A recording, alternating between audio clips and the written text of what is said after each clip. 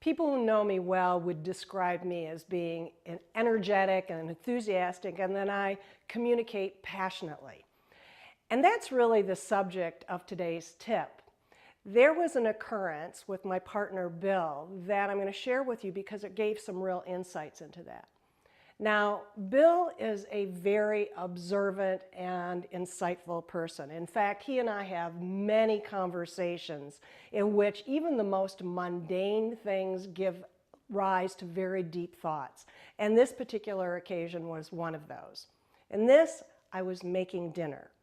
Now, I don't get the opportunity to make dinner for the two of us very often. We're very busy, we eat out often. So this was, in my mind, a bit of an event. And as I had been purchasing the food for the meal, and then I was cutting it up and then preparing it, I was getting pretty excited.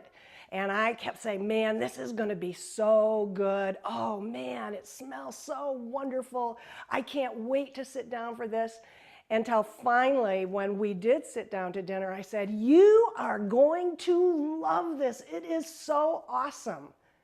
At which point, Bill said, you know, when you are so exuberant, you actually don't give people the space to have their own experience. And I responded, well, I'm just being my authentic, excited self. And he said, yeah, but you know what? You prevent people from coming to their own conclusions in their own authentic way. Now, I'll tell you, that really took me back. It was like, whoa, and I took it to heart. And I thought about it, and you know what? He was right. Now, I can say that I was just being my authentic self, and that would be true. Not my entire authentic self, because I have many other facets other than my passionate, enthusiastic, energetic self. But what I did was I forgot the number one, the cardinal rule of good communication, which is to understand who I was communicating with. And after that, then looking at what aspects of my authentic self to bring to the table. Now this, when I'm in a speech or I'm in front of a group, I always think about the audience first. But what I realized, that here was a conversation.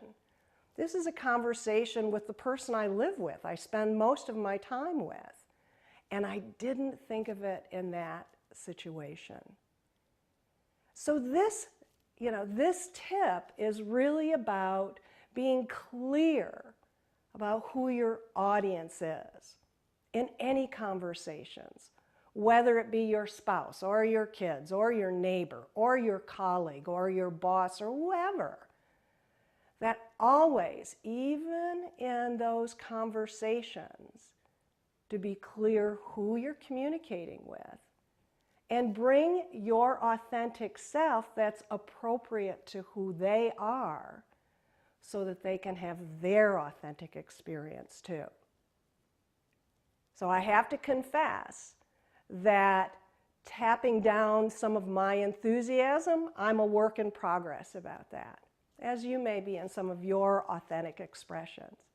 But nonetheless, the number one thing always, in all aspects of your life, no matter what you're communicating, know who you're communicating with.